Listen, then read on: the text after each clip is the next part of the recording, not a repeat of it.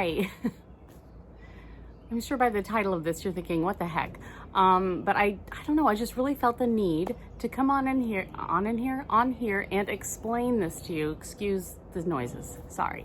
So I just jumped outside on the deck portion of my patio thing to talk to you about this situation. Okay, not long ago, I don't know, 5, 6, 7, whatever videos ago, I did a video about my 10 most asked questions.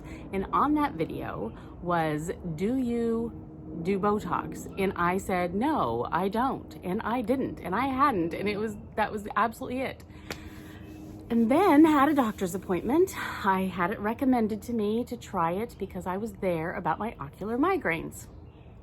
Ocular migraines are like your own personal disco going on behind, like in your eyes. For me, that's how I experience them. I start to see one little weird orb blob thing, and when I see that, I know it's coming on.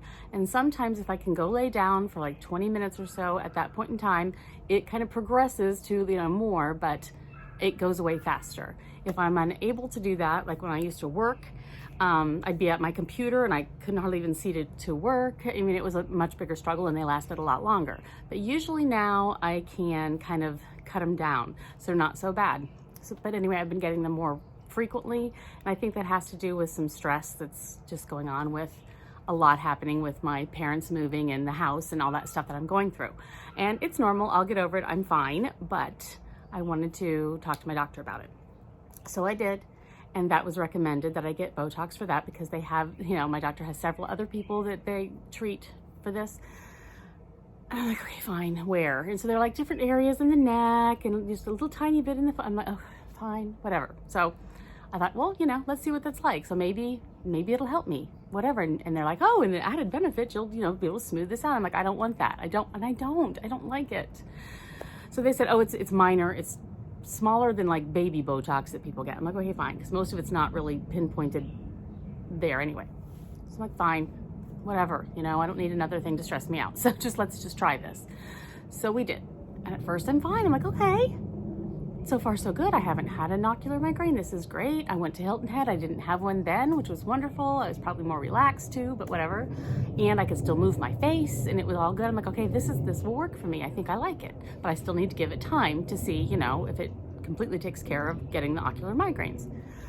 Well, then about another week went by and let's talk about my forehead. I can't, it still moves, it still wrinkles. See, look, there's a close-up. Still moves some. So that it must have affected enough here that it doesn't move like it used to. It just doesn't, my eyebrows move, thank God. I don't like it. I don't like it.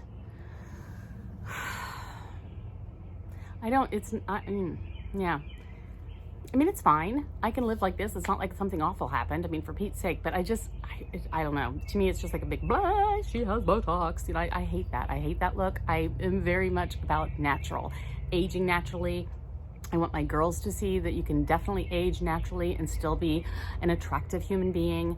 Wrinkles are beautiful. That's who I am. So I don't want that.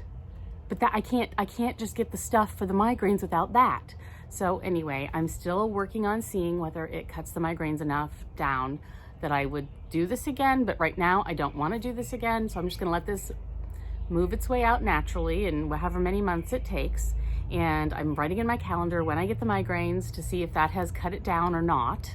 And then I'll have to make a decision at that point. And once it's worn off completely, then I'll also keep track of the migraines and see if there is a correlation or if that was enough help to I don't know. But I had to come on and explain my forehead to you.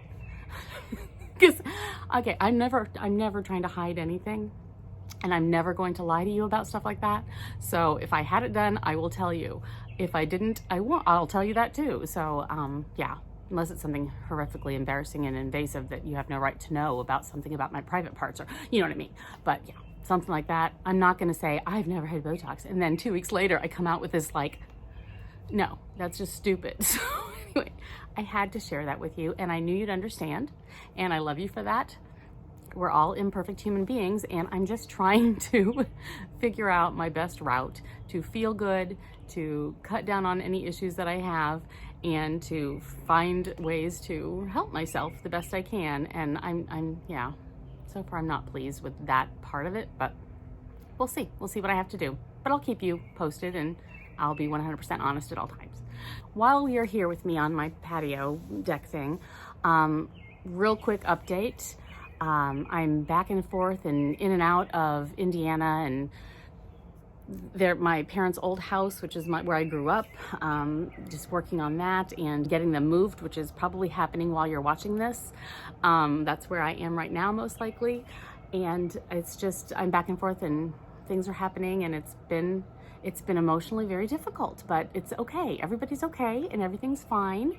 It's a struggle a little bit. I think once things have settled down a little bit, but I don't know when that's gonna happen, because once they're moved in, they still need to adjust. I'll be going there a lot.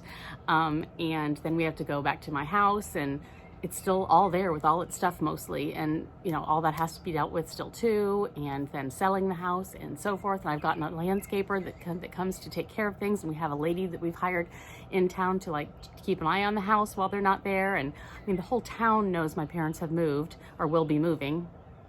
And everyone's been stopping by and bringing in the little gifts. And that party, the fly-in party was amazing. Oh my gosh. For one thing, these people, these fabulous friends of my parents, he's a pilot. He has his own planes. He has a huge hangar in his backyard. There's an airstrip in his yard, so you can land right there. So it's just a wonderful property. It's out in the middle of almost nowhere. I'm surprised a lot of people could find it if they've never been there before. Seriously. It's gorgeous, absolutely gorgeous. And we had such a good turnout, and all my moms, not all, but most of my mom's sorority sisters showed up, and it was just wonderful. It was a really good time. My dad's chatting with all his airplane buddies, and they had some radio control planes flying around, and they were playing with those, the guys were, and it was just a very, very good time. So that party was wonderful. And it was just a really good goodbye send-off kind of thing for my parents, but a lot of the people from town. I mean, my dad was born there. He's 91, lived there his whole life, you know. My mom's been there since she's 18. You know, she was 18 when she moved there. So yeah, it's a lot of years, a lot of memories, a lot of people.